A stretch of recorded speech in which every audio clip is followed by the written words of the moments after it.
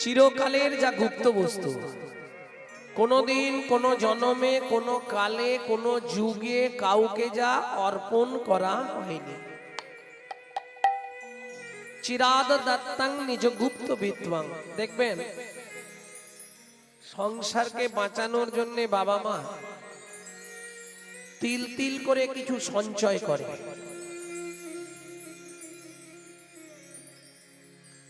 কেন?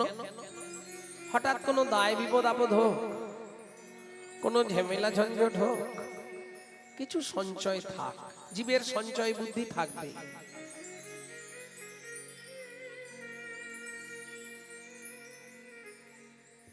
এটা হতেই হবে।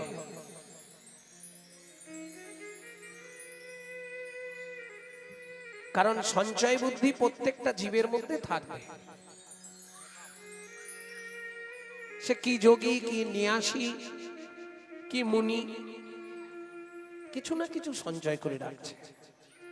আপনি ধরুন ফুল তুলতে গেছেন, অনেক ফুল পেয়েছেন, 4টি সঞ্চয় করে রাখলেন আগামী কালের জন্য।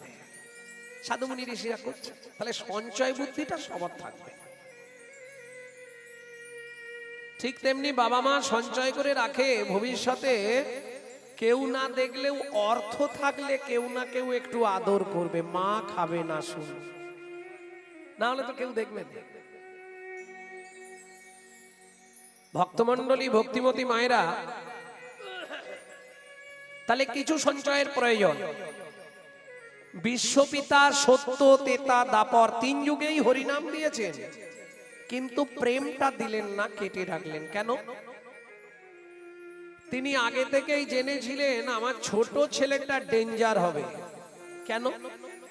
দেখবেন বাবা মার যদি অনেকগুলো ছেলে মেয়ে হয়, বাবা যদি 4 ছেলে মেয়ের জন্য 4টে রাজভোগ আনে, মা করে কি জানেন? আধখানা করে সবাইকে ভাগ করে দেয়, 2.5টা লুকিয়ে রাখে ছোট ছেলে কিংবা ছোট মেয়েটার জন্য। কেন? ছোট ছেলে কিংবা ছোট মেয়ে এরা বাবা মার কাছে একটু ভালোবাসা বেশি পায়, পায় না? আর এটা বিচার করে দেখবেন, যে ছেলে মেয়েগুলো খুব আদরে মানুষ হয়, আদরে আদরে ওইটাই শেষে গিয়ে ড্যাশ তৈরি হয়। বুঝলেন না? বিশ্বপিতার 4 ছেলে, সত্য তেতা দাপর কলি। কলি কোন ছেলে? ছোট। অত্যাচারী, অনাচারী, ব্যভিচারী, ভ্রষ্টাচারী, কুলাচারী, চরিত্রহীন, লম্পট। এই গালে হাত কেন? আরে গালে হাত কেন? কি হয়েছে তোমার? বাড়িতে অশান্তি চলছে নাকি? আমি যেখানে আছি গালে হাত দেবার কিছু নেই, আপনাকে বলিনি। বলছে ভীমকে শ্রীকৃষ্ণ বলছে, ভীম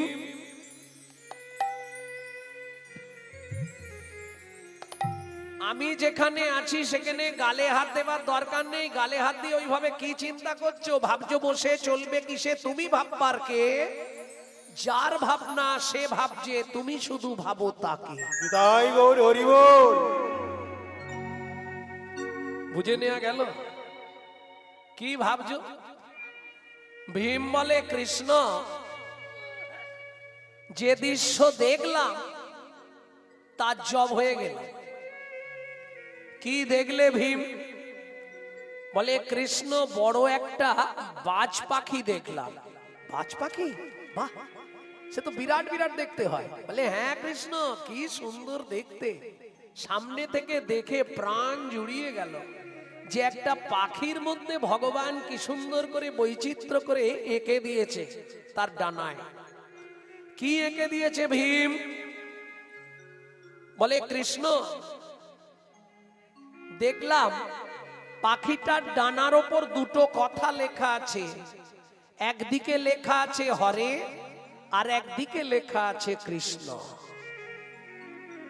বলে, এইরকম পাখি তো আমি কোনোদিন দেখিনি, তুমি দেখলে? বলে, হ্যাঁ, ওই জন্যই গালে হাত। তা ভালো জিনিস দেখে চিন্তা করছো কেন? বলে, চিন্তা করছি অন্য কারণে। কি কারণে চিন্তা করলে ভীম? বলে, কৃষ্ণ পাখিটার ডানায় লেখা হরে কৃষ্ণ, আর বসে আছে একটা পচা মাংস খণ্ডের ওপর বসে বসে ঠুকুর দিয়ে দিয়ে মাংসটা খাচ্ছে। এইটা কিরকম বলতো? ভগবানের নাম যার পিঠে লেখা তার এই আচরণ। ভগবান বলছে, ভীম আগে থেকে সংকেত পেয়ে গেলে এটাই হবে আসন্ন কলির সংকেত। তার মানে কলির মানুষগুলো এই রকমই হবে। সামনে তিলক থাকবে, গলায় তুলসীর মালা পরবে, সাইডে গিয়ে বিড়ি ফুঁকবে। হরি বল।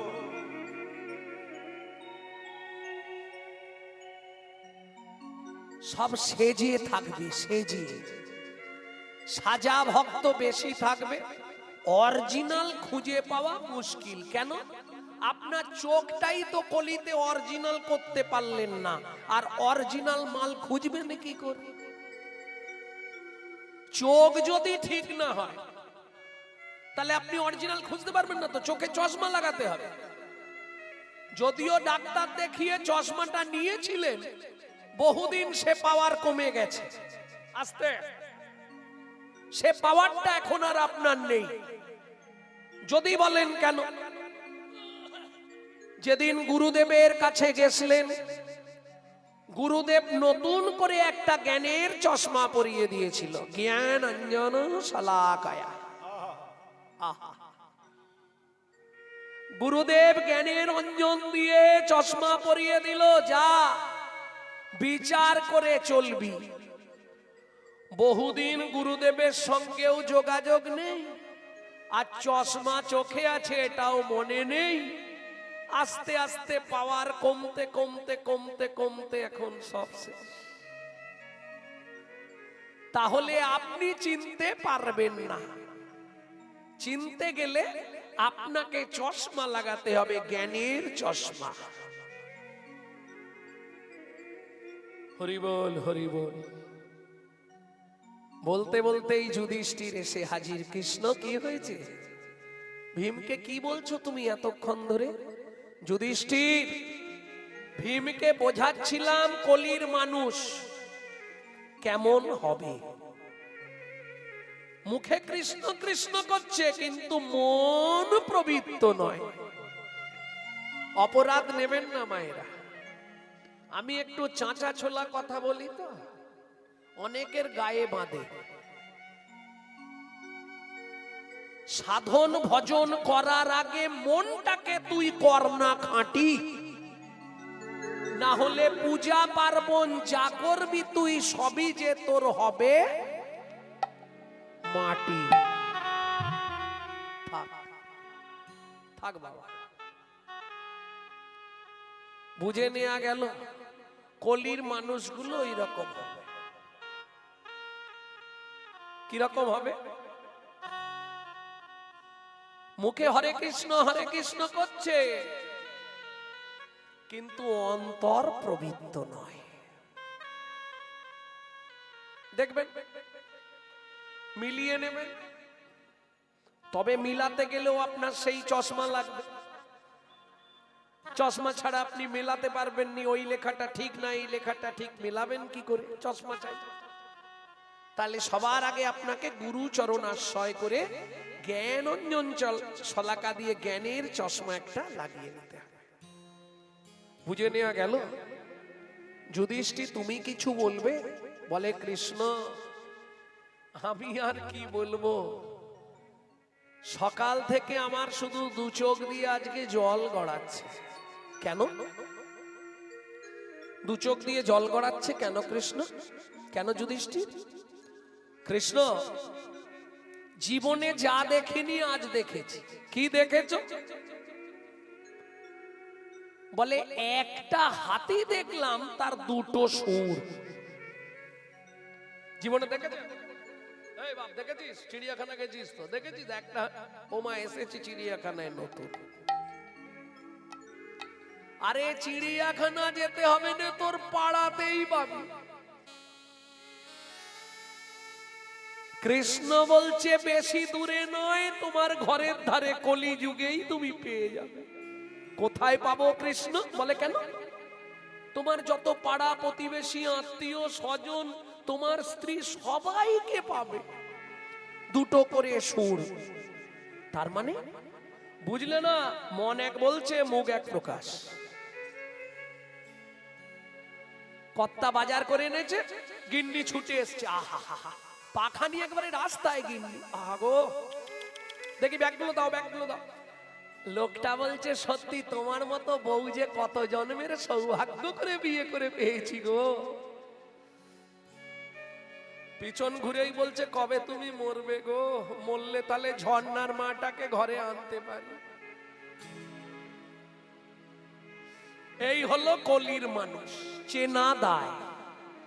আপনি বুঝতে পারবেন না, ওপর দেখলে কিচ্ছু বুঝতে পারবেন না।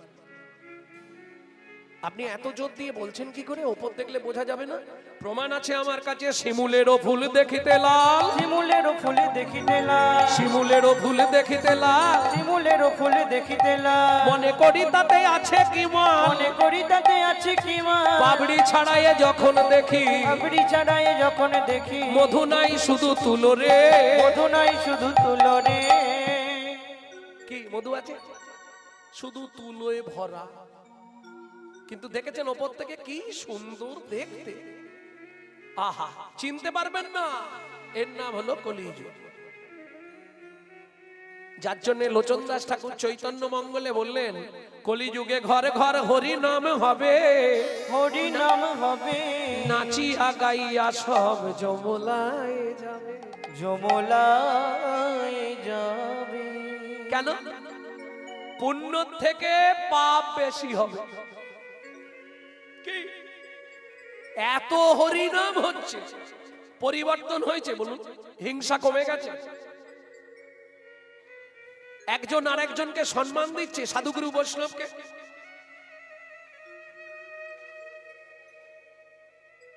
তাহলে কি পরিবর্তন হলো হরিনামে? যে নামে গাছ নাচে, মরা মাছে, কুষ্ঠ ব্যাধি মোচন হয়, যে নামের গুণে গলিত কুষ্ঠ বাসুদেবের কুষ্ঠ ব্যাধি চলে গেল, শিবাসের মরা ছেলে বেঁচে উঠলো, তাহলে এখন আর কাজ হচ্ছে না কেন? ওষুধটা কি এক্সপায়ার হয়ে গেছে?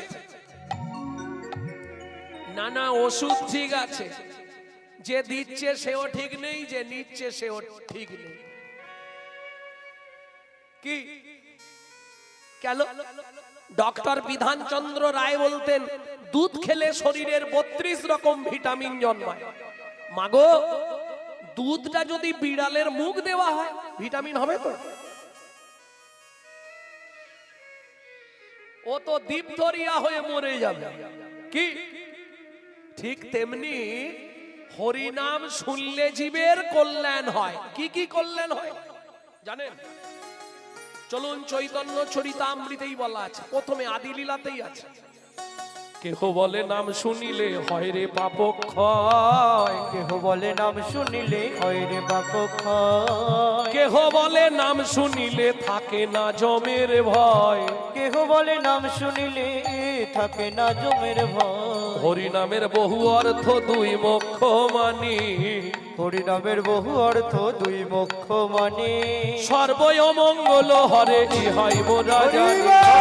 সর্বমঙ্গল হরি হাই মোরা জানে, মঙ্গল হরে জয় মোরা জানে। সর্বমঙ্গল হরে ইহাই মোরা জানি। তাহলে বুঝে নিলেন তো, দুধ খেলে শরীরের রোগ ভালো হয়, কিন্তু বিড়ালের এঁঠো করা দুধ খেলে ভালো হবে? ক্ষতি হবে। ঠিক তেমনি হরিনাম শুনলে জীবের কল্যাণ হয়, যদি আচারী ভক্ত বৈষ্ণবের মুখের হরি কথা হয়। অনাচারী ব্যক্তির মুখে হরি কথা শোনা সর্ব উচ্ছিষ্ট সমদুগ্ধং। সাপে নেঠো করা দুধ খেলে যেমন তোমার ভেতর গিয়ে বিষক্রিয়া করবে, অনাচারী ব্যক্তির মুখে হরি কথা শুনতে হয়তো ভালো লাগবে, কিন্তু তোমার ভেতর গিয়ে ওটা বিষক্রিয়া করবে। বুঝে নেওয়া গেল? এইবার চলুন যেখানটায় ছিলাম সেখানটায় ফিরব। চিরাদ দত্তাং নিজ গুপ্ত বিত্বাং। বিত্তংটা তিনটে সমাস হয়, বিত্বাং, নৈবিত্বাং, উদ্বৃত্তাং। উদ্বৃত্তটা বুঝে গেলাম, বাঁচিয়ে রাখা, উদ্বৃত্ত করা। দেখবেন কাজ বাড়িতে খেতে গেছেন তো মায়েরা, কাজবাড়িতে কোনোদিনও খেতে গেছেন কি? যান, প্রথম ব্যাচে কোনোদিনও খেতে বসবেন না। কেন? মাল দেয়, টান টান করে দেয়। দেব কি দেব না, কি দিচ্ছে কিন্তু সে না দেওয়ার ভাব, উঠছে কি উঠছে না। কেন? একটু টান টান করে দেয় যাতে শেষে গিয়ে না মাল কম পড়ে। এটা উদ্বৃত্ত করা। কর্তা বলছে ওরে রিপিট কর, রিপিট কর। এখানে দেখি যে একটার বেশি নয়।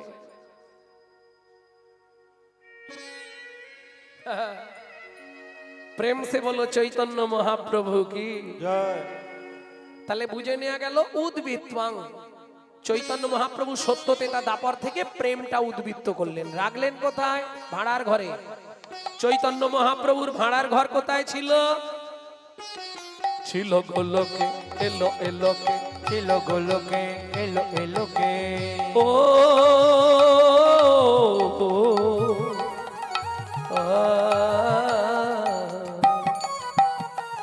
ছিল গোলকে, এলো এলোকে, ছিল গোলকে, এলো এলোকে।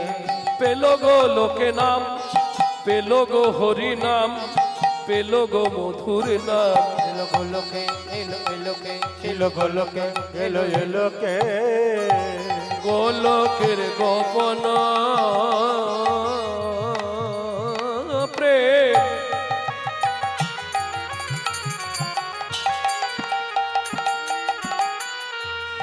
করিবারে দান।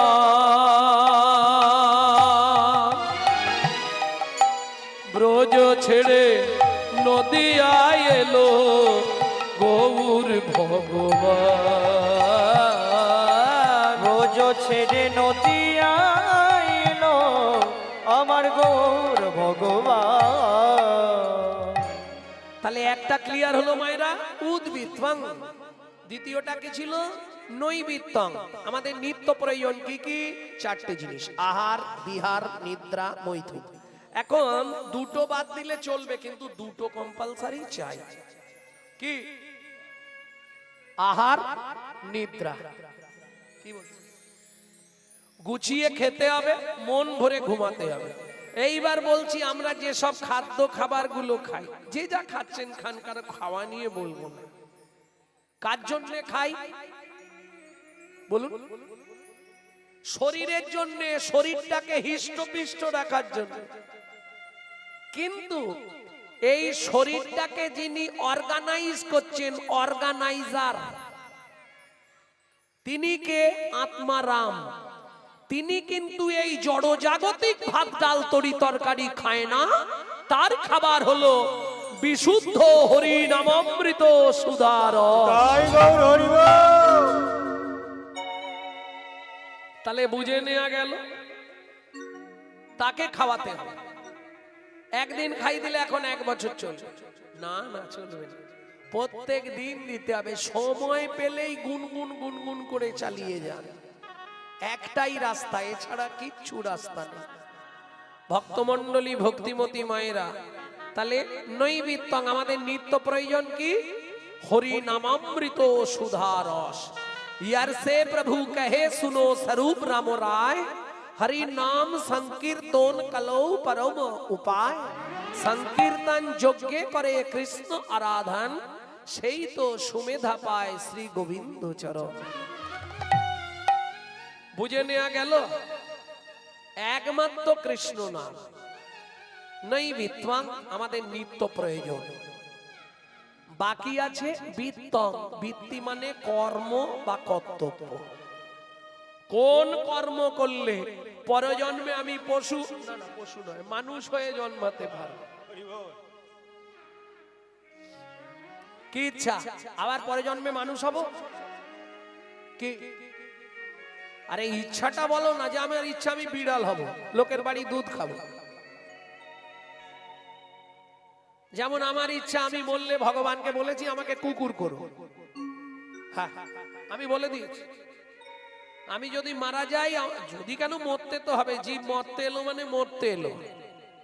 হ্যাঁ, আর মরবো যেদিন, আমাকে কুকুর করো। তবে ওই যাত্রার বাড়ির কুকুর নয়, কোন এক সাধুগুরু বৈষ্ণবের বাড়ির কুকুর করে দিয়ে। তাই না? তাহলে লাভ। তাহলে কি চাইবো?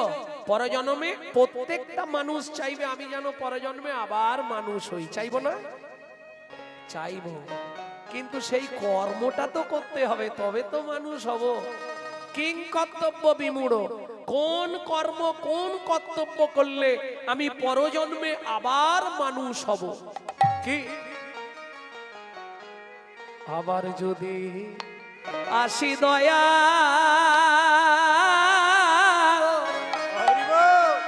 এ ভব সংসারে,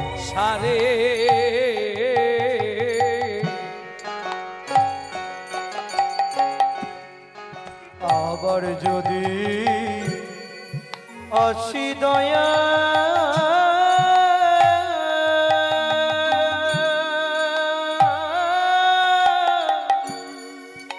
এই ভব সংসারে,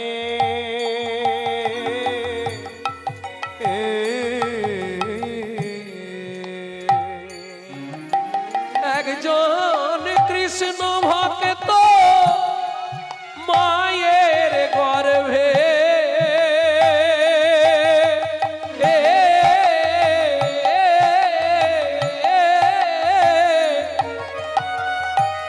জন্ম দিও মোরে, একজন কৃষ্ণ ভক্ত মায়ের গর্ভে জন্ম দিও মোরে,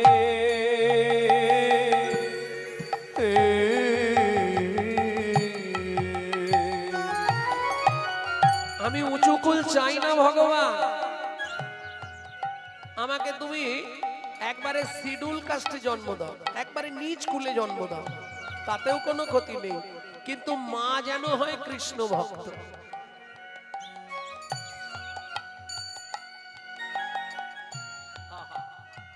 কেন?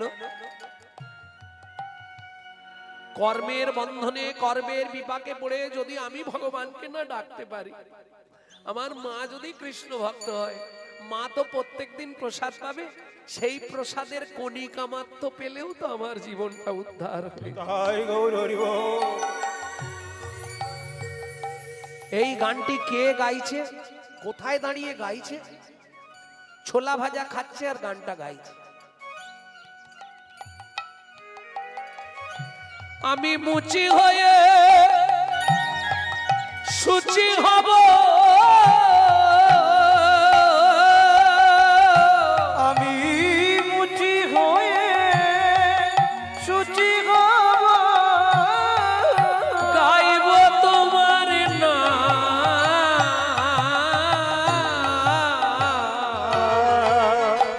তোমার মতো নেই কো আপন যা, ও দয়াল রে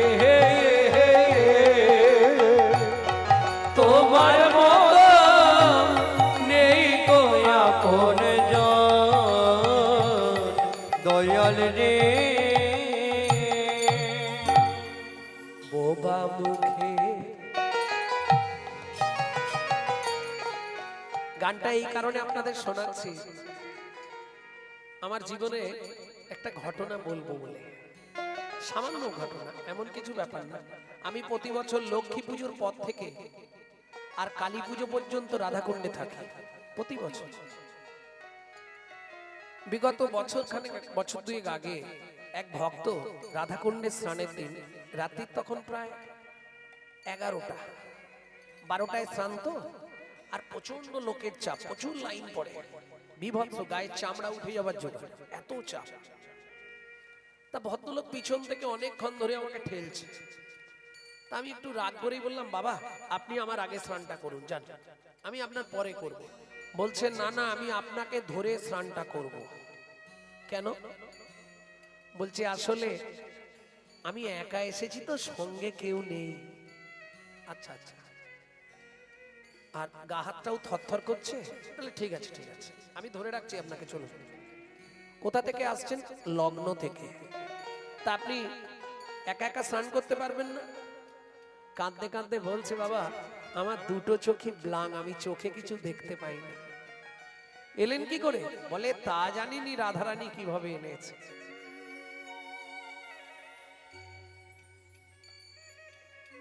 তখন আমার ওইখানে দাঁড়িয়ে এই গানের কলিটা মনে পড়ছে।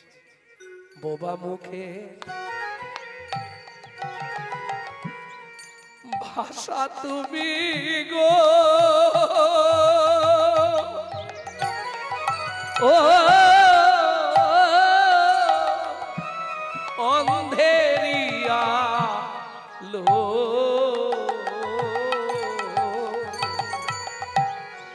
বোবা মুখে ভাষা তুমি গো,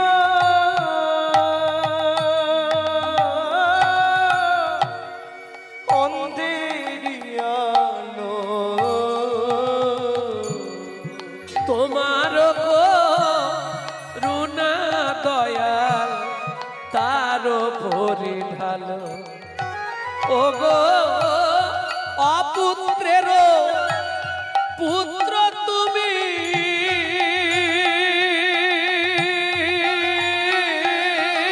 পুত্রের পুত্র তুমি, নির্ধনের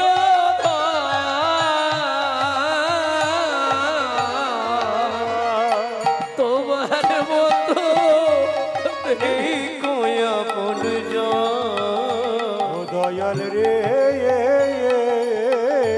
তোমার মতো নেই কোয়া পুন।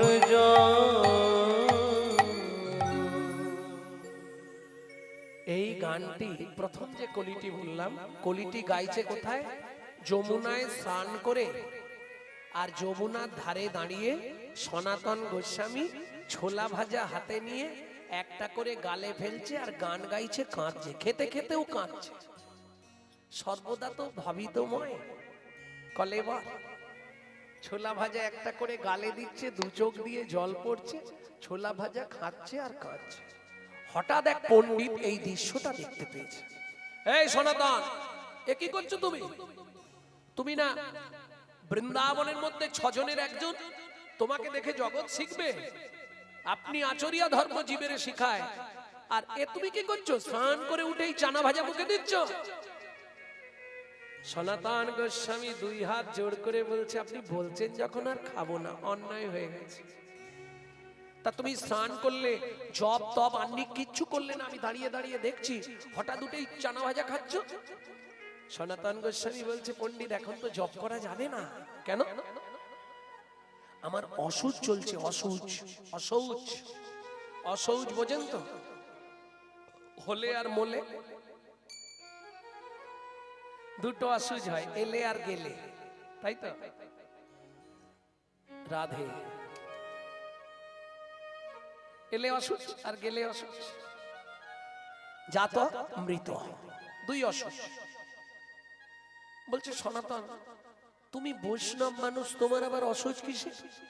বলে পণ্ডিত আপনাকে কি বলবো, অসুচ তো মানতেই হবে, আর সন্ধ্যান্নিক করবো কি করে অসুচ গায়ে? সে না হয় শুনলাম, কিন্তু কি দুটো অসুচ? আরে আপনাকে বোঝাবো কি করে? আমার মেয়ে হয়েছে তো, আপনি খবর পাননি? বৃন্দাবনে আমার মেয়ে হয়েছে, দারুণ দেখতে, সে দেখলেই আপনার চোখ ঘুরে যাবে। আর এই মেয়েটার জন্ম দিতে গিয়ে আমার স্ত্রী মারা গেছে। যা বলে দিয়েছে পণ্ডিতের তো মাথায় হাত। ও মা,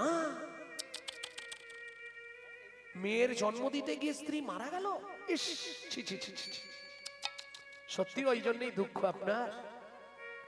পণ্ডিত খানিকক্ষণ ঘাড় নাড়ার পর মনে করছে, আরে কদিন আগে যে শ্রীজীব গোস্বামী বলল সনাতন বিয়েই করেনি, ব্যাপারটা কি হলো? এই সনাতন, বলুন পণ্ডিত, তুমি আমাকে মিথ্যে কথা বললে কেন? মিথ্যে বলবো কেন? কই, আমি তো মিথ্যে বলিনি, তুমি আমাকে মিথ্যে বললে। আমি জানি তুমি বিয়েই করনি। সনাতন গোস্বামী বলছে, পণ্ডিত, পাণ্ডিত্যের অহংকারে আমার কথা বুঝতে পারবেন না। মাতৃবৎ পরদারেষু পরদ্রব্যেষু লষ্টবৎ আত্মবৎ সর্বভূতেষু চ মন্যতে স পণ্ডিত। কিছু বুঝলেন? মাতৃবৎ পরদারেষু পরদ্রব্যেষু লষ্টবৎ, যে কোনো নারী জাতিকে মাতৃ জ্ঞান করা। মাতৃবৎ পরদারেষু পরদ্রব্যেষু লষ্টবৎ, যে কোনো রাস্তা দিয়ে যাচ্ছেন, একটা নারকেল পড়ে আছে, আপনাকে ভাবতে হবে ওটা একটা মাটির ঢেলা। লষ্ট লষ্ট মানে মাটি। মাতৃবৎ পরদারেষু পরদ্রব্যেষু লষ্টবৎ আত্মবৎ সর্বভূতেষু, সব জীবের মধ্যে ভগবান বিরাজমান, এই জ্ঞান করে তোমাকে জীবকে ভালোবাসতে হবে। যমান্যতে সপণ্ডিত, যেই মান দেয় সেই হলো প্রকৃত পণ্ডিত। তা তুমি তো বুঝতে পারলে না সনাতন আমার কথা। পণ্ডিত পাণ্ডিত্যের অহংকার থাকলে আমার কথা বুঝতে পারবেন না। তাহলে আমি আপনাকে ভেঙে বলি, সদ্ভক্তি দুহিতা যাতা মায়া ভর জামিতা ধনা, মায়া ভর জমিতা ধনা, অসুচং দুয়ো মাপতিং কিং সন্ধামুপাসতে, কিং সন্ধামুপাসতে। খুব উচ্চ মার্গের কথা, কিন্তু কথাটা একদম সচরাচর কথা নয়, খুব উচ্চ মার্গের কথা। সদ্ভক্তি দুহিতা যাতা, কদিন আগে আমার হৃদয় ঘরে ভক্তি নামে কন্যা জন্মগ্রহণ করেছে। সদ্ভক্তি দুহিতা যাতা। আর এই ভক্তি কন্যা যেদিন জন্মালো, আমার যে মায়া নামে স্ত্রী ছিল সে মারা গেল। মায়া ভার্যামিতা ধনা, আসুচং দুয়ো মাপতিং কিং সন্ধামুপাসতে। আমার জপ তপেরা কি প্রয়োজন, জপ তপেয়ার কি প্রয়োজন, যে জন সার করেছে গৌরাঙ্গ চরণ, জপ তপেরা কি প্রয়োজন, যে জন সার করেছে গৌরাঙ্গ চরণ, জপ তপেয়ার কি প্রয়োজন, সার করেছে গৌর চরণ, তার বাঁচা মরার নাই প্রয়োজন। জপ তপেয়ার কি প্রয়োজন, আমার নাই যে প্রয়োজন, জন সার করেছে গৌর চরণ, তপেরার কৃপয়োজন। তার বাঁচারও ইচ্ছা নেই, মরারও ইচ্ছা নেই। যা করো গৌরাঙ্গ হরি, আমি তোমায়। তাহলে বুঝে নেওয়া গেল কি চাইবো ভগবানের কাছে। যদি আসি, একজন কৃষ্ণ ভক্ত মায়ের গর্ভে জন্ম দাও। আচ্ছা, সবাই যদি এই বলি তাহলে তো মানুষ হবে, আর কিছু তো সৃষ্টি হবে না। তাই চাইবো। যদি মানুষ হবার যোগ্য না হয়, যদি মানুষ হবার যোগ্যতা না সৃজন হয়, কর্মগুণে যদি মানুষ না হতে পারি, তাহলে জঙ্গলে জন্ম দিলে অন্তত চন্দন বৃক্ষ করো, না হয় তুলসী বৃক্ষ করো। কেন যেন যদি অগুরু চন্দন শ্যামের অঙ্গে লেগে রইতা, যদি অগুরু চন্দন নিতাই গৌর হরিব, ওই শ্যামের রঙে লেগে রইতা, জন্ম যাইত মোর ভালো, জনম গীত মর ভালো। ওই সৌভাগ্য আমার জীবনেও হবে না। চন্দন হব, তুলসী হব, ও জীবনেও হবে না। কি হতে চাইছো তুমি? তাহলে এক কাজ করো, ওটা যদি না হয় তাহলে আমাকে আকাশে মেঘ করে জন্ম দিও। ও মা, মেঘ হয়ে তুমি কি করবে? মেঘ হয়ে প্রভু যখন গোষ্ঠে, আমি মেঘ হয়ে ছায়া দিব। প্রভু যখন গোষ্ঠে যাবে,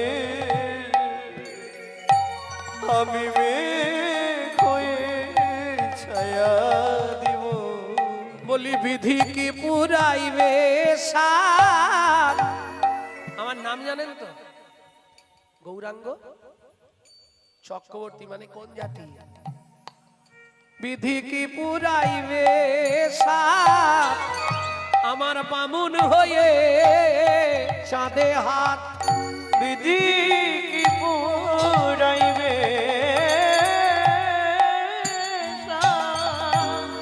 আমার বামুন হয়ে চাঁদে হাত।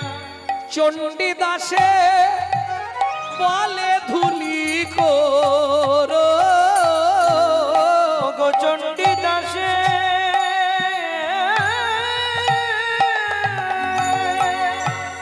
বলে ধুলি করো, আমায় ব্রজের ধুলা করো হে, ব্রজের ধুলা করো হে। আমি ভক্ত চরণে মাখা থাকবো, ব্রজের ধুলা করো হে, আমি ভক্ত চরণে মাথা থাকবো, ব্রজের ধুলা করো হে। ভক্ত চরণ বক্ষে ধরবো, যেতে আসতে চরণ পাবো। চরণ বক্ষে হরি ধরবো, হরি হরি। ভক্ত চরণ বক্ষে ধরবো, চরণ বাবা, চরণ বাবা, বুকে ধরবো। ব্রজের ধুলা করো হে। ও মাইরা, একটা বাকি আছে বীরতন, এটা বলে দিয়ে লীলায় যাব, রাত্রি হয়ে যাবে না হলে। ঠান্ডাও আছে ভালো নাকি? ভেতরটা ঠান্ডা নেই।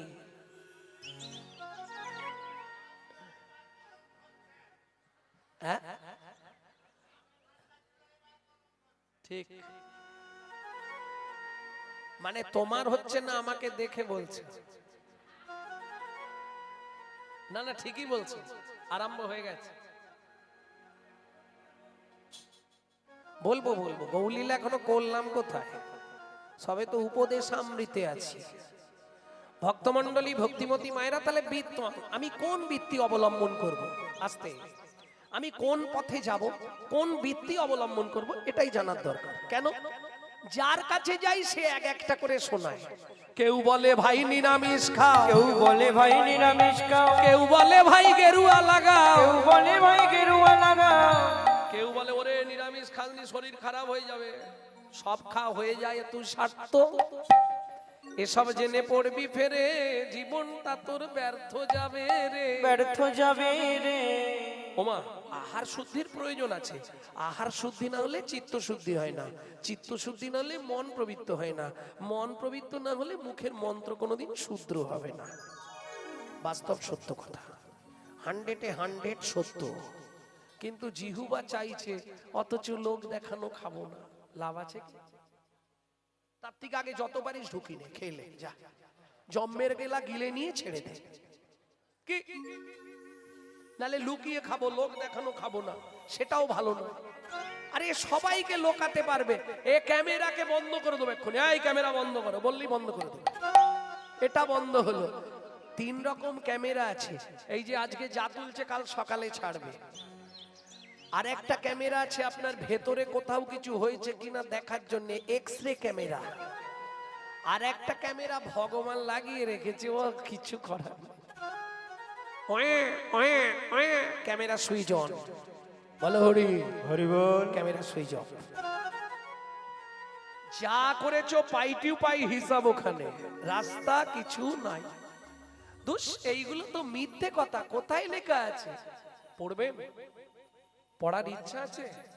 তাহলে শুনুন, রাধা বিনোদ গোস্বামীর ভাগবতের 5ম স্কন্ধটা 1ম পৃষ্ঠা থেকে শেষ পৃষ্ঠা পড়ে নিন, সব জেনে যাবেন।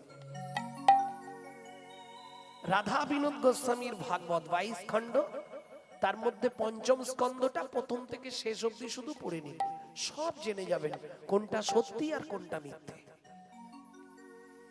ভক্তমণ্ডলী, ভক্তিমতী মায়েরা, তাহলে কিং কর্তব্য বিমূঢ়।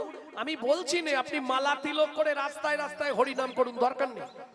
যারা করছে তারা তো পথ পেয়েছে, যারা এখনো পথে আসেননি তাদের জন্য বলে দিচ্ছি, সংসারের সব কাজ করতে থাকুন, শুধু গুনগুন গুনগুন করে নামটা চালিয়ে যান। হাতে করো কাম, মুখে বলো হরি, হাতে করো কাম, মুখে বলো হরি, কেবল হরি। হাতে করো কাম, মুখে বলো হরি। মানব জন্ম যাবে তোরি, মানব জনম যাবে তরি। কিভাবে করবে?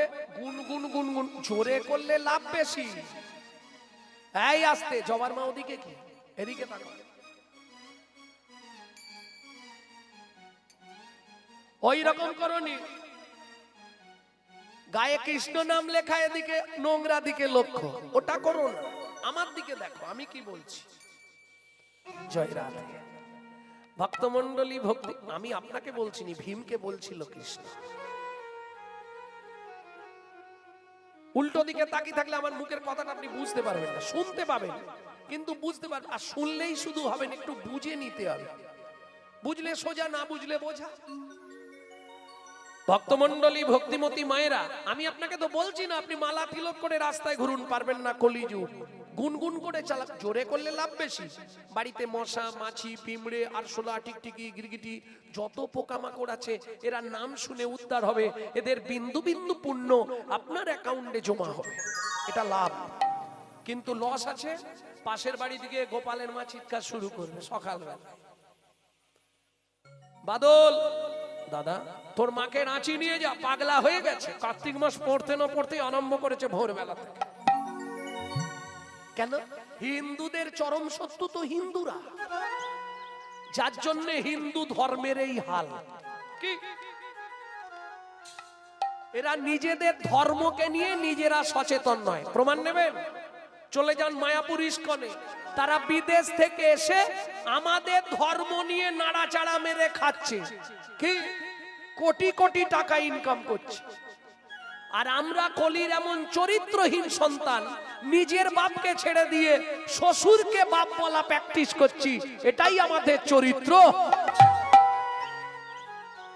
যদি বলেন বাবা গৌরাঙ্গ এত বড় কথা বললেন কেন, প্রমাণ নেবেন? এক্ষুনি প্রমাণ করব। এই বস চুপ কর। এক্ষুনি প্রমাণ করে দিচ্ছি আমি। দেখুন 25শে ডিসেম্বর বড়দিন, যেটা গত হয়ে গেছে, আবার আসছে সামনে, ওই জন্য এখন থেকে অ্যাডভার্টাইজ দিয়ে দিচ্ছি। 25শে ডিসেম্বর বড়দিন কার কার বাড়িতে কেক আসেনি একবার হাত তুলুন। সবার বাড়িতেই আসে। সবার বাড়িতেই কেক এসেছে, বুঝতে পারলে? এক্ষুনি জিজ্ঞেস করুন চৈতন্য মহাপ্রভুর জন্মদিন কারা কারা পালন করেছিলেন, 5 জন 10 জন উঠবে হাত। কিন্তু কেক সবার বাড়িতে এসেছে। তাহলে নিজের বাবাকে বাবা বলতে লজ্জা লাগে, শ্বশুরকে বাবা বলা প্র্যাকটিস করে। নিতাই গৌর হরি বল। এরা কেক খেয়ে 25শে ডিসেম্বর যিশু খ্রিস্টের জন্মদিন পালন করে, কিন্তু চৈতন্য মহাপ্রভুর জন্মদিন এটা অর্ধেক হিন্দু ছেলে মেয়েরা জানেই না। হ্যাঁ দেখবেন প্রমাণ। এমনকি মহাপ্রভুর জন্মটা কোথায় সেটা জিজ্ঞেস করলেও ভুল বলবে। না না এটা ভুল বলবেন, এটা সবাই জানে। এই মহাপ্রভু জন্মেছিল কোথায়, জোরে বলুন। কেউ আর বলবেন জানে, বললে যদি ভুল হয় আবার কথা শোনাবে। নবদ্বীপ ধামকে বললে বাহ, বাবা তুমি ও কি বলতো, 9টা জায়গার নাম নবদ্বীপ, জম্মুদ্বীপ, বদ্বীপ, অগ্রদ্বীপ, সলমিনী দ্বীপ, অন্তদ্বীপ, এইভাবে 9টা দ্বীপের একত্রিত নাম নবদ্বীপ। একটা ছেলে জন্মালো 9টা জায়গায়।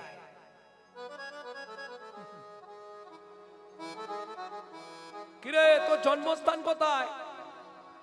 ওই তো দেউলটি, ঘোড়াঘাটা, বাগনান, কুলগাছি, উলবেড়িয়া, বলতে বলতে হাওড়া। হবে হবে কি? সবাই বলে হিন্দুরা। এই মহাপ্রভু জন্মস্থান কোথায়? নদিয়ার নবদ্বীপ। কত বড় ভুল এটা জানে? এটাও ভুল বলছি আমরা। কেন? আমরা ধর্ম নিয়ে সচেতন নয়। নিজেকে দাবি করি আমি হিন্দু, এক্ষুনি জিজ্ঞেস করবো হিন্দু কাকে বলে ভাই, বলতে পারবে? 4টে গুণ যদি তোমার মধ্যে থাকে তবে তুমি হিন্দু। কি কি 4টে গুণ? হিত, ন্যায়, দয়া, উপকার। হিত, ন্যায়, দয়া, উপকার, 4টে গুণ যদি তোমার মধ্যে থাকে তবে তুমি হিন্দু। 4টে যে শব্দ বললাম তার প্রথম অক্ষর নিন, আপনার বানান দাঁড়াবে হিন্দু। হিত, ন্যায়, দয়া, উপকার। এইবার বলুন সারাদিনে কজনের হিত করেন? কতক্ষণ ন্যায়ের পথে চলেন? কাকে দয়া করেন? কার উপকারে লাগেন? হিসাব করে বলুন। তাহলে তুমি কিসের হিন্দু? তাহলে জেনে গেলেন তো মহাপ্রভু জন্মটা কোথায়? না বলা হয়নি, বলিনি না? এলো পুণ্যতিথি হলো ধন্য সময়, সচিমারে কোলে হলো চন্দ্র উদয়। এলো পূর্ণ তিথি হলো ধন্য সময়, সচিবার কোলে হলো চন্দ্রোদয়। ও মায়েরা ভালো করে জেনে নিন, নবদ্বীপে মহাপ্রভুর কোথায় জন্ম? অন্তদ্বীপের এক নিম্নতলে জনম লভিল প্রভু মানব মহান। অন্তদ্বীপের এক নিম্নতলে জন্ম লভিল প্রভু মানব মহান। এলো পুণ্যতিথি হলো ধন্য সময়, সচিমারে কোলে হলো চন্দ্র উদয়। এলো পূর্ণ তিথি হলো ধন্য সময়, সচিবার কোলে হলো চন্দ্রোদয়।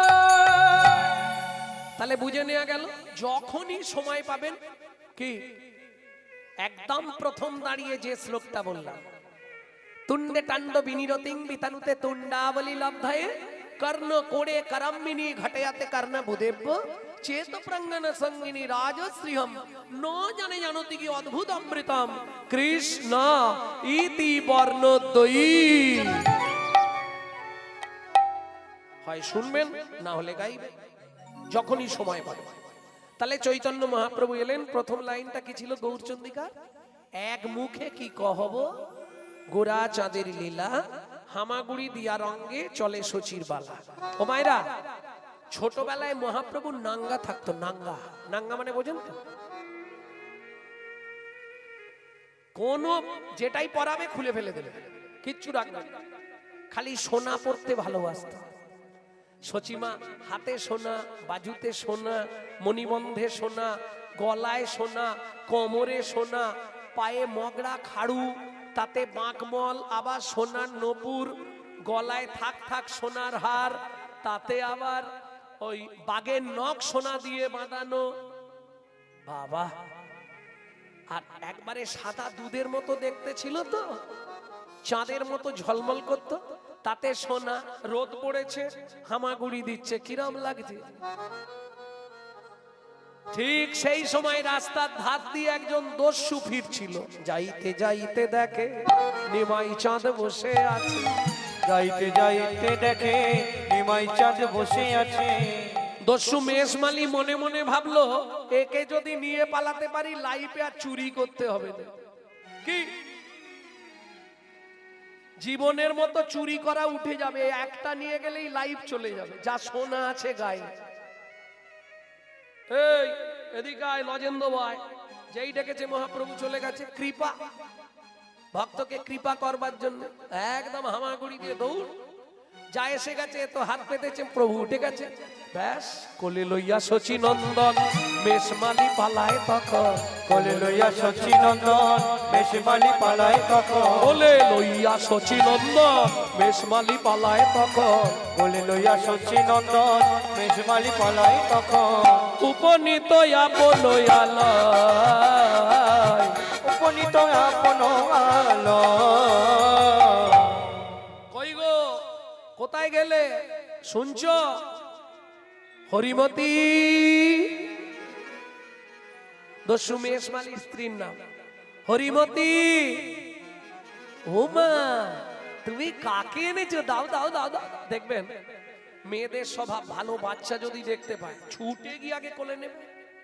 কি দাও দাও করো না, ঘর থেকে, রান্নাঘর থেকে বড় ছুরিটা নিয়ে এসো। কি করবে? ও মা, আগের গলাটা কাটতে হবে না, নাহলে সোনাগুলো খুলবো কি করে? খুলতে গেলেই তো চিৎকার করবে, আর চিৎকার করলেই পাড়ার লোকেরা এসে যাবে, আর লোকেরা এসে গেলেই মারধর শুরু করবে আমাকে। দস্যু মেষমালি স্ত্রী হরিমতি এক দৃষ্টে ছোট্ট বালক নিমাইয়ের মুখের দিকে তাকিয়ে আছে। দু চোখ দিয়ে তার সামনের ধারা নেমে গেছে। হাত জোড় করে বলে, স্বামী গো, স্বামী গো, আমি বিনয় করে বলি স্বামী, আজ থেকে উপবাসে থাকবো আমি, তবু শিশুর অঙ্গে আঘাত না করি ওই শিশু অঙ্গে আঘাত না করিও।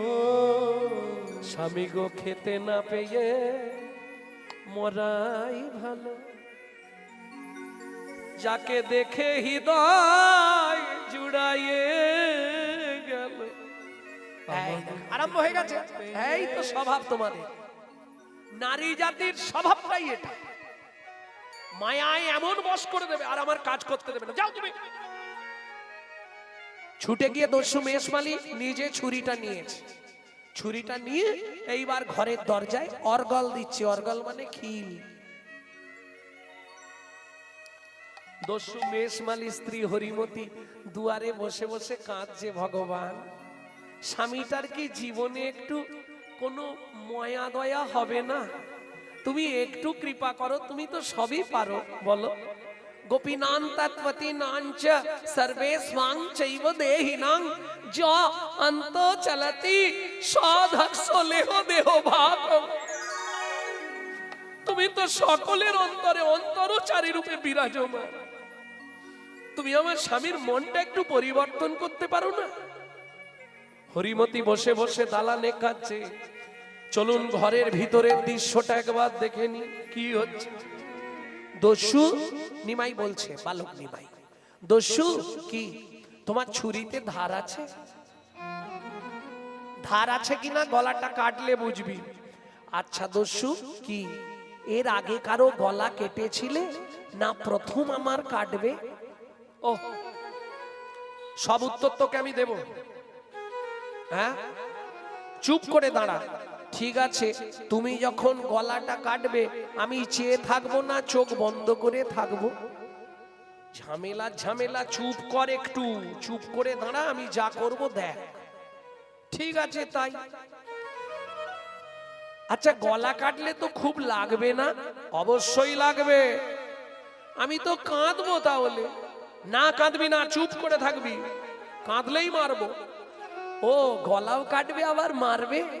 বাহ, তোমার হিসাব ভালো। ঠিক আছে, তাহলে যদি গলাই কাটবে তাহলে দেরি করছো কেন? তাড়াতাড়ি কেটে দাও না। দস্যু মেষমালি মনে মনে ভাবছে, জীবনে কোনো বাচ্চা তো এ কথা বলে না, সবাই তো ভয়ে থরথর করে। এ বলছে যদি কাটবে তো দেরি করছো কেন, তাড়াতাড়ি কাটো। দস্যু মেষমালি এক হাতে ধরেছে গলাটা আর ডান হাতে ধরেছে ছুরিটা। এই দেখো, আমি কিন্তু চোখ বন্ধ করে দিচ্ছি। হ্যাঁ, এবার তুমি তাড়াতাড়ি কেটে দেবে গলা, আর তুমি কেটে দিলেই আমি বাড়ি চলে যাব।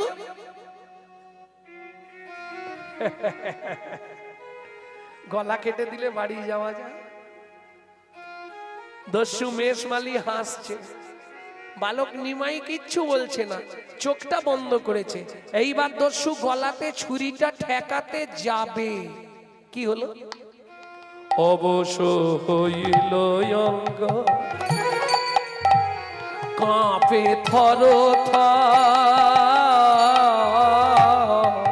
অবশ্য হইল ছুরি কাপড়িল গিয়ে মৃত্তিকায় পায়। ছুরি কাপড়িল গিয়ে মৃত্তিকায় পায়। বলে মানব নয় গো কোন দেবতা, তুমি মানব নয় গো কোন দেবতা। কহ মোরে সত্য কথা, তুমি মানব নয় গো কোন দেবতা। বলো কহ মোরে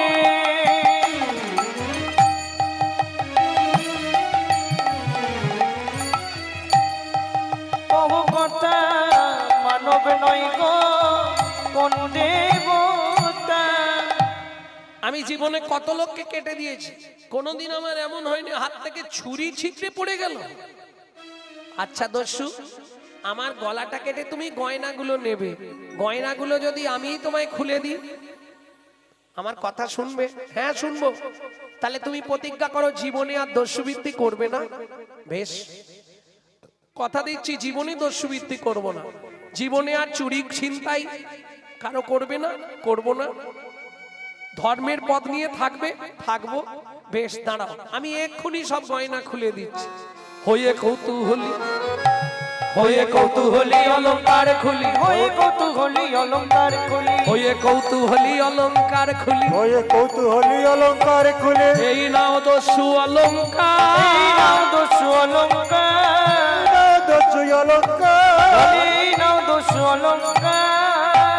ছাড়ো দস্যু বৃত্তি, রাখো ধর্মে মতি, ছাড়ো দস্যু বৃত্তি, রাখো ধর্মে মতি, ছাড়ো দস্যু বৃত্তি, রাখো ধর্মে মতি। ছাড়ো দস্যু বৃত্তি, রাখো ধর্মে মতি। এ জগতে বলো কে বাকার, ও গো এ জগতে বলো কে বাঁকা, ও গোয়ে জগতে বলো কে কার যেন ধর্ম পদে মতি থাকে, তোমার ধর্ম পদে মতি থাকে। ধর্ম ছাড়া না হও যেন, এই না ধর্মপথে এই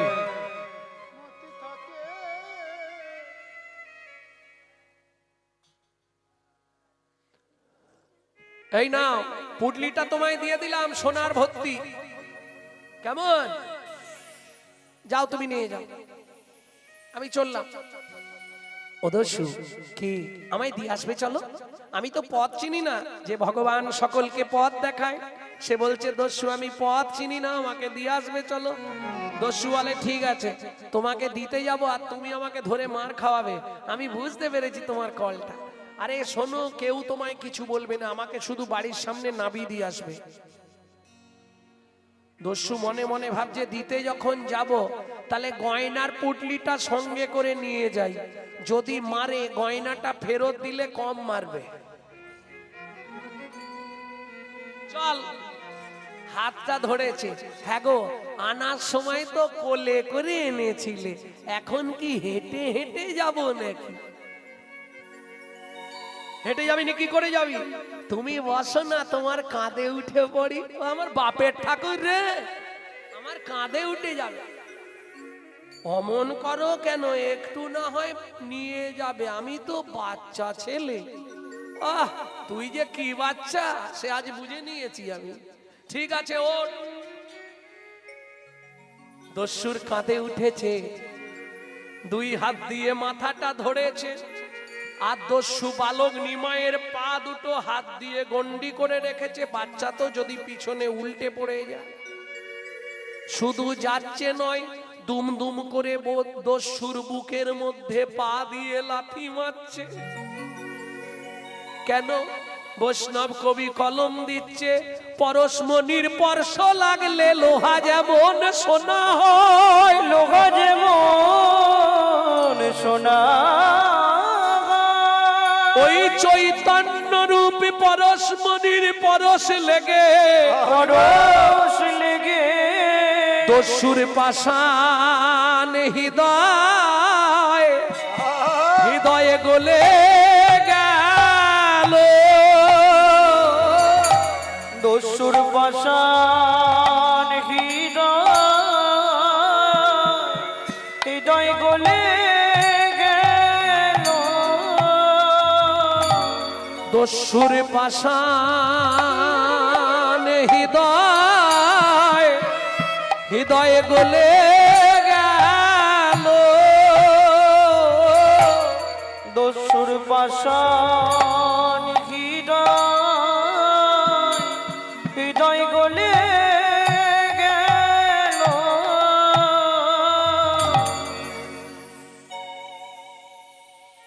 কাঁধে তোলাটাই ভুল হয়েছে। ইস, ছি ছি ছি ছি ছি ছি। ও দস্যু, তুমি রাগ করছো কেন? কাঁধে বসেছিলাম তোমার মাথা ধরে, বুঝতে পারিনি কখন হিসি হয়ে গেছে। হিসি হয়ে গেছে, আমার গোটা গা টা সব শেষ ভিজিয়ে জাপ করে দিলি রে। শোনো না, আমি তো সুরধনী গঙ্গার জল খাই, ফিল্টার জল, কোনো চিন্তা নেই। কৃপা কি করে হয় দেখুন, করে পাওয়ার নাম কৃপা। এখনো কতটা এসে গেছি আর চিন্তা নেই।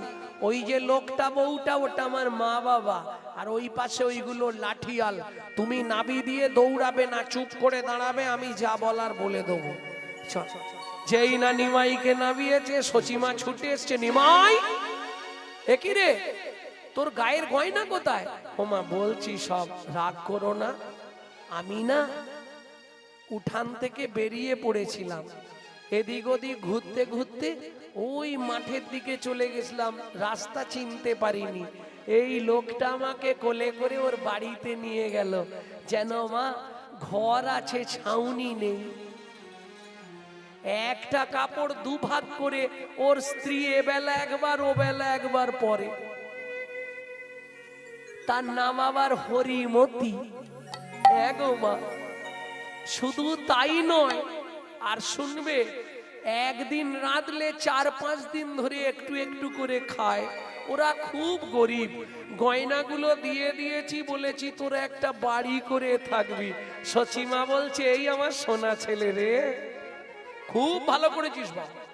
আবার কদিন পরে গ্রামে শীতলা পুজো, তোকে আবার সব গয়না দিয়ে সাজিয়ে দেবো। দেখলে, তোমাকে বলেছিলাম আমার মা বাবা ভালো, কিচ্ছু বলবে না। এবার গয়নাগুলো নিয়ে মনে মনে কেটে পড়ো, যাও। আরে দাঁড়িয়ে আছো কেন, পালিয়ে যাও, চলে যাও। দস্যু মেষমালি চুপ করে দাঁড়িয়ে আছে, কিচ্ছু বলছে। একবার দেখছে মুখের দিকে, আর একবার দেখছে চরণের দিকে।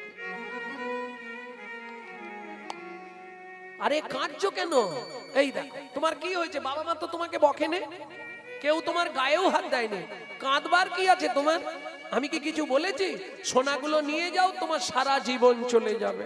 সোনার পুটলিটা বালক নিমাইয়ের পায়ে ফেলে দিয়ে দস্যু আছাড় খেয়ে পড়লো চরণে, কাঁদে আর বলে যদি দিতেই হয় তোমার ওই চরণে, আমায় রেখে দাও গো। ওই চরণে আমায় রেখে দাও গো। আমি আর তো ফিরে যাব না গো। তোমার ওই চরণে রেখে দিও, আমি আর তো ফিরে ফিরে যাব না গো। আমায় ওই চরণে রেখে দাও গো। তোমার চরণ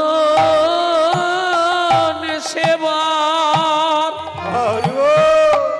অধিকার দিয়ে আমায় ওই চরণে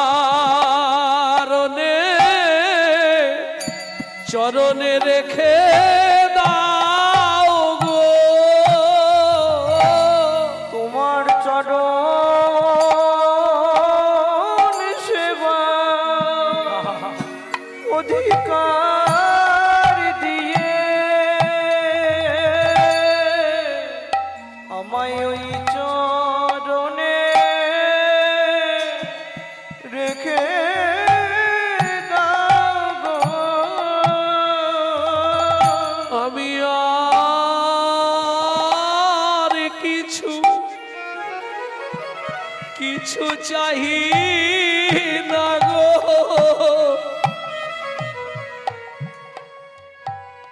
ওই চরণে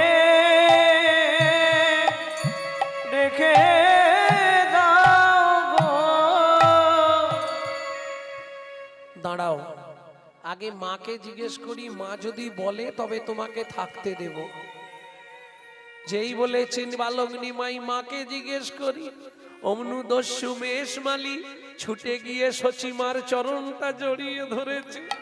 মাগো ধন্য তোমার গর্ভ, ধন্য তোমার গর্ভ ধন্য, ধন্য তোমার গর্ভ, ধন্য তোমার গর্ভ ধন্য, তুমি কোলে পেলে সে চৈতন্য। ধন্য ধন্য তোমার গর্ভ ধন্য, পেলে শ্রী চৈতন্য ধন্য তোমার গর্ভ তুমি ধন্য। কোলে পেলে শ্রী চৈতন্য, ধন্য ধন্য তোমার গর্ভ ধন্য, তুমি কোলে পেলে শ্রী চৈতন্য, জগতে এমন কার হয় ভাগ্য। ধন্য তোমার গর্ভ ধন্য, তাই গৌর হরি হরি হরি। তুমি কোলে পেলে শ্রী চৈতন্য, ধন্য তোমার গর্ভ ধন্য।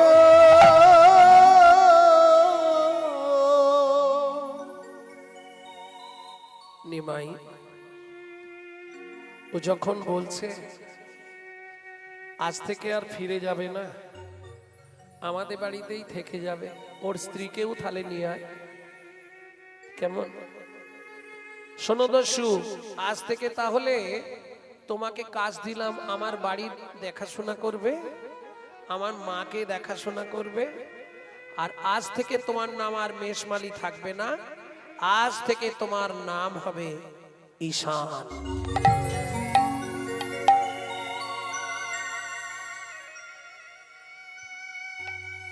কত বড় কৃপা, কত ভাগ্যবান, স্বয়ং চৈতন্য মহাপ্রভুর চরণটা বুকে ধরতে পেরেছে।